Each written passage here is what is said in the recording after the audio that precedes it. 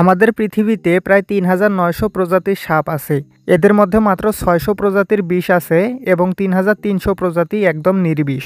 এবং এই ৬০০ প্রজাতির বিষধর সাপের মধ্যে প্রধানত ৪ ধরনের বিষ পাওয়া যায়।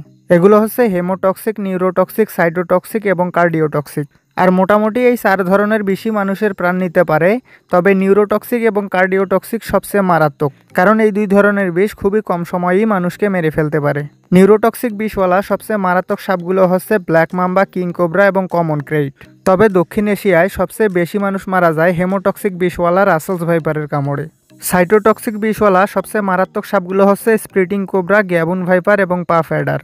এদের মধ্যে পাফ অ্যাডারের কামড়ে প্রত্যেক বছর প্রায় ১০০০ মানুষ মারা যায়।